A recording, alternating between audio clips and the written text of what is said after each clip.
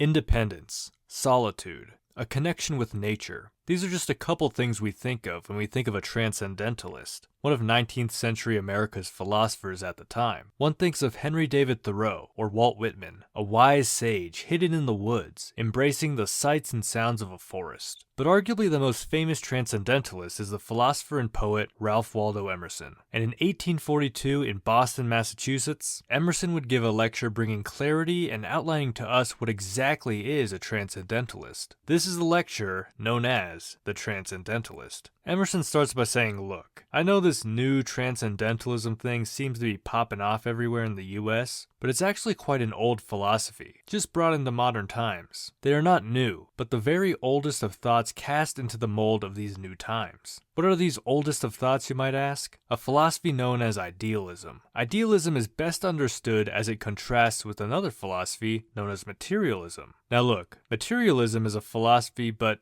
also just kind of seems like common sense to us. Materialism's basically like, look, you see that duck? That's a duck, and that's it. There's a material world in which we sense things for what they are, and that's the end of the story. The idealist, on the other hand, says, yeah, I see that duck. However, there's something more going on here. Something beyond just the physical duck. Now, what this secret thing behind the physical duck is varies depending on different idealist philosophies. But the fact of the matter is that the idealist is not content to just say that this object is just this object. There's something more going on. He does not deny the sensuous fact. By no means. But he will not see that alone. He does not deny the presence of this table, this chair, and the walls of this room. But he looks at these things as the reverse side of the tapestry, as the other one, each being a sequel or completion of a spiritual fact, which nearly concerns him. Here's the thing about this duck. You're looking at it during a certain time, a certain place, with preconceived ideas about what this duck is. All these factors make it so that no two people can look at this duck the exact same way.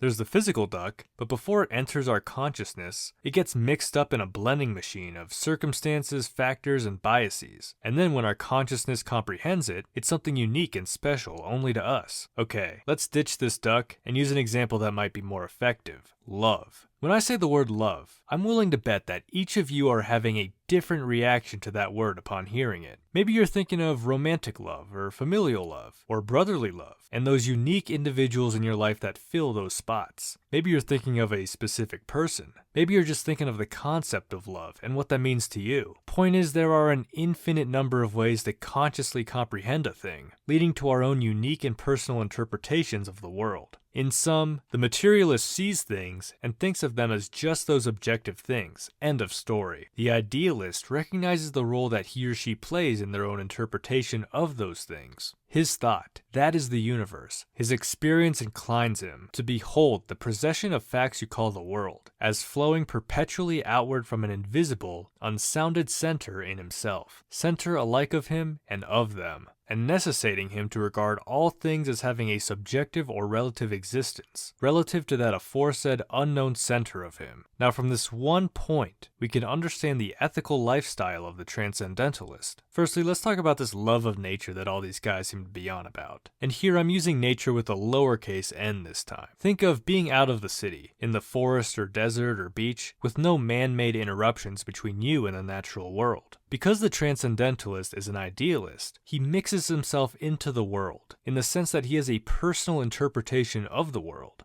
Emerson even had this idea of a person in nature being like a transparent eyeball. And here's a funny little sketch I found of one. In nature, you can get more easily in tune with that because of the lack of others forcing their interpretations upon you. If you're alone in the woods, it's easier to feel more deeply interactive with a giant lake than if you were in the city and you see a poster telling you to buy the McDonald's Minecraft meal. Human intervention is at play to interrupt your personal experiences. Now, this kind of plays into the next part of how a transcendentalist acts, and that's a drive to solitude. You don't just escape society to be antisocial. You're doing it to drive out the noise, so that you could have a more personal, individual relationship to the world. It is simpler to be self-dependent. The height, the deity of man, is to be self-sustained, to need no gift, no foreign force. Society is good when it does not violate me. but best when it likes to solitude. The last ethical aspect of the transcendentalist I want to mention is a trust in one's own intuitive moral judgments. Emerson uses the example of the societal moral of do not lie. He uses the play Othello as an example, but because I haven't read it in a while and Julius Caesar is a much better play by Shakespeare, let's use the famous axe murder example instead. You're hiding someone innocent in your house. An axe murderer shows up and asks you where they are. Yeah, you've heard this before. Society, to Emerson, tells you to tell the truth. But the transcendentalist might break the societal rule and lie. In action, he easily incurs the charge of antinomianism by his avowal that he who has the lawgiver may with safety not only neglect, but even contravene every written commandment. Now, it should be mentioned that transcendentalism is a rich and vast philosophy, and this lecture is kind of only like an intro to transcendentalism, so I'd recommend checking out my other videos on Emerson to get a fuller picture. But hopefully, this video is a good general overview of who a transcendentalist might be. Comment below if you think yourself are a transcendentalist, and if you enjoyed this video, be sure to like, subscribe, and hit the bell. And with that, I wish you all a beautiful rest of your day.